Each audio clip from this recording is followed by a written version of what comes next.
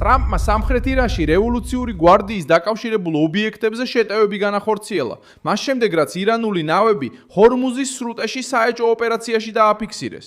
ზუსტად იმ დროს, როცა შუამავლები ცდილობდნენ თეირანთან შეთანხმების შენარჩუნებას.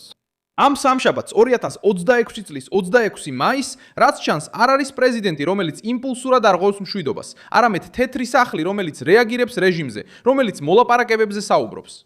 სანამ ზღვაში ნაღმებს ცდის, ამერიკულ თვითმფრინავებს ემუქრება და ცდილობს დათმობები მიიღოს, სანამ რეალურ უსაფრთხოებას უზრუნველყოფს. ირანი ცდილობდა ცეცხლის შეწყვეტა ფარად გამოეყენებინა, დიპლომატია ფარდად, ხოლო სამხედრო ზეწოლა შანტაჟად. დონალდ ტრამპმა უპასუხა შეზღუდული პირდაპირი და გააზრებული თავდასხმით, რათა ეჩვენებინა, რომ შეთანხმება არ არის ჩასაფრების ნებართვა, სწორედ აქ იწყებს ფარსი ჩამოშლას. ვინ ჩაშალა მოლაპარაკება? ეს იყო რეჟიმი, რომელიც ცდილობდა კოსტიუმში მოლაპარაკებას, მაშინ როცა რევოლუციური გვარდია მოქმედებდა. რას ამზადებდა ირანი ჰორმუზის სრუტეში?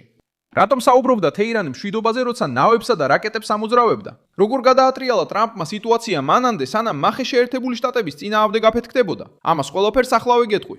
თუ ასეთი პირდაპირი და ზედმეტი გაწალვის გარეშე კონტენტი მოგწონს, გამოიწერე არხი, რადგან აქ ასეთი ვიდეოები ყოველდღე გამოდის.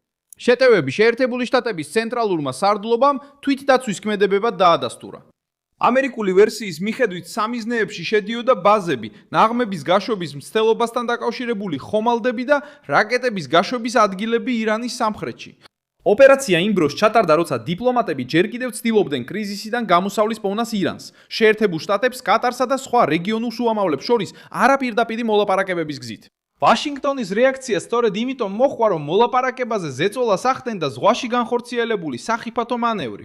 ირანის რეჟიმმა სცადა, რომ ცეცხლის შეწყვეტა ტაქტიკურ უპირატესობად ექცია. მაშინ, როცა მათი წარმომადგენლები შეთანხმებას განიხილავდნენ, რევოლუციური გვარდიისთან დაკავშირებულ პირებს სპარსეთის ყურეში მოქმედებებში ამოიცნობდნენ. რეგიონში, სადაც ნებისმიერი სამხედრო მოძრაობა ნავთობის ფასს ცვლის, კომერციულ გემებს ემუქრება და ამერიკელ ჯარისკაცებს დაუყოვნებლივ საფრთხეში აგდებს. აქ ჩნდება დონალდ ტრამპი იმ ლოგიკით, რომელსაც ვაშინგტონის ძველი დიპლომატია ყოველთვის ცდილობს აიცილოს. ადგილობრივი ცნობები აფეთქებებს, ინტენსიურ სროლებსა და სამხედრო მოძრაობებს ახდენდა. Ação militar nas áreas costeiras. ამერიკელი დონალდ ტრამპი, როგორც ამას გავრცელებული ცნობები იუწყება. წყაროები, რომლებსაც ალი ჰაშემი ალ-ჯაზირადან ასახელებს, მიუთითებენ, რომ სროლა მას შემდეგ დაიწყო, რაც რევოლუციურმა გვარდიამ ზღვაში ერთ-ერთ ხომალდს შეუტია, რასაც მოჰყვა ამერიკული გამანადგურებლების დარტყმა ირანის საზღვაო ძალებთან დაკავშირებულ ნავებზე. ვაშინგტონმა დაარტყა იმ ობიექტებს, რომლებიც უშუალო საფრთხეს წარმოადგენდა და გააფრთხილა, რომ ამერიკელი ჯარისკაცების დაცვა დიპლომატიური წყალობის საგანი არ იქნება. მან თავდასხმები თავდაცვით ღონისძიებად წარმოადგინა და ამერიკულმა წყაროებმა განაცხადეს, რომ ეს ქმედება არც კონფლიქტის დასრულებას და არც ცეცხლის შეწყვეტას არ ნიშნავდა. თეთრმა სახლმა მოლაპარაკებების კარი ღია დატოვა, მაგრამ მკაფიოდ აღნიშნა, რომ თეირანი ვერ გამოიყენებს სიტყვა მშვიდობას, სანამ ზღვაში მახეს ამზადებს. სხვაობა მარტივია. დონალდ ტრამპი შეთანხმებას იღებს, მაგრამ დონალდ ტრამპი ფარს არ ეგუება. მოლაპარაკებები გრძელდება სამი სენსიტიური საკითხის გარშემო. ჰორმუზის სრუტის უსაფრთხო გახსნა, ირანის რეჟიმის წინააღმდეგ სანქციები და გამდიდრებული ურანის ბედი.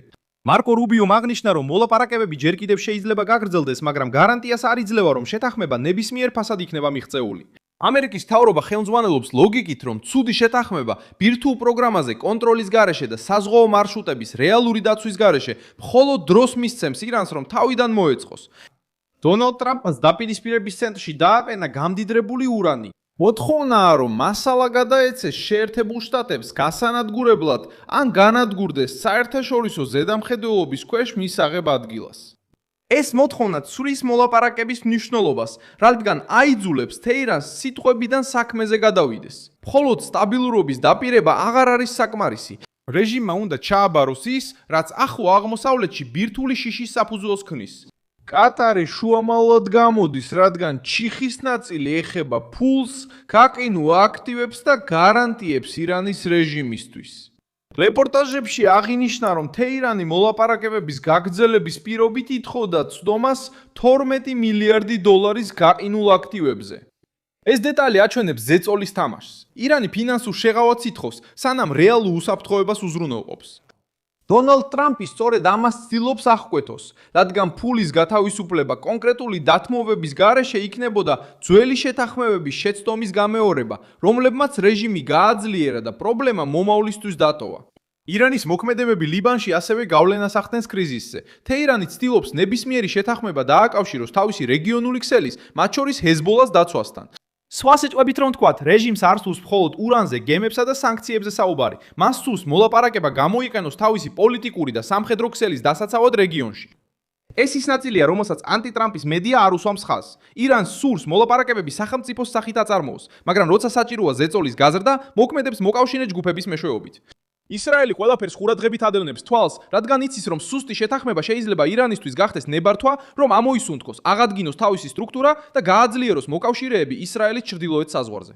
ლიბანში არსებული დაძაბულობა და ჰეზბოლას მონაწილეობით განხორციელებული თავდასხმები განხილვის თემად იქცა, რაც რეალური მშვიდობის მიღწევას კიდევ უფრო ართულებს. ეს მხოლოდ ზღვის იზოლირებული კრიზისი არ არის. აქ საქმე ეხება ძალაუფლების ქსელს, რომელიც სპარსეთის ყურიდან ხმელთაშუა ზღვამდე ვრცელდება. ირანის ბრალდება სწრაფად გაჟღერდა. თეირანმა დაგმო ამერიკული თავდასხმები. ისაუბრა ცეცხლის შეწყვეტის დარღვევაზე და პირობა დადო, რომ შედეგებზე პასუხისგებლობას ვაშინგტონს დააკისრებდა. ეს რეაქცია მოსაოდნელი იყო. რეჟიმი ყოველთვის ცდილობს როლების შეცვლას, როცა მას უპირისპირდებიან. ჯერ აძლიერებს ზეწოლას, შემდეგ პროვოცირებს, ბოლოს კი პასუხზე ჩივის. ტაქტიკა ძველია. ადგილზე დაძაბულობის შექმნა და ამერიკული რეაქციის პოლიტიკურ პროპაგანდად გადაქცევა. სხვაობა ეხლა ისაა, რომ ტრამპი კრიზისს მხოლოდ დიპლომატიური ნოტების დონეზე აღარ ტოვებს. რაც ეხლა მოხდება, დამოკიდებულია თეირანის გადაწყვეტილებაზე. რეჟიმს შეუძლია გააგრძელოს ტრამპის გამოცდა და სამხედრო პასუხების რისკზე წავიდეს. ან შეიძლება მიიღოს, რომ მოლაპარაკება მხოლოდ რეალური გარანტიებით წაიწევს წინ. შეერთებული შტატები სურს ჰორმუზის სრუტე ღია იყოს, საზღვაო მოძრაობა დაცული იყოს, გამდიდრებული ურანი რეჟიმის ხელმისაწვდომობის მიღმა იყოს და რეგიონული საფრთხის კონკრეტული შემცირება მოხდეს. ამის გარეშე ნებისმიერი ხელმოწერილი დოკუმენტი ცარიელი ქაღალდი იქნება. დონალდ ტრამპი ამ ეტაპზე ცდილობს, რომ დიპლომატია თავად შეერთებული შტატების წინააღმდეგ არ იქნას გამოყენებული. ირანის სამხრეთში განხორციელებული თავდასხმა მოლაპარაკების შეწყვეტად არ წარმოუდგენიათ, არამედ როგორც ოპერაციული გაფრთხილება. რეჟიმმა დააზიანა გარემო, როდესაც ერთდროულად სცადა ნაღმებით, რაკეტებითა და რეგიონული ზეწოლით თამაში. ეხლა თეირანი იცის, რომ თუ ამ გზას გააგრძელებს, მოლაპარაკებას ერთდროულად მაგიდისკენაც და ცისკენაც გახედვით აწარმოებს. რადგან ამერიკის პასუხი აღარ არის დამოკიდებული აიათოლების კეთილმებაზე. მე ვარ მილსონ ალვესი, გლობალი და ჩემი მიზანი აქვს ყოველდღე მოგაწოდო ჭეშმარიტი ინფორმაცია. სიახლეების ბულები ვიდეოს აღწერაშია.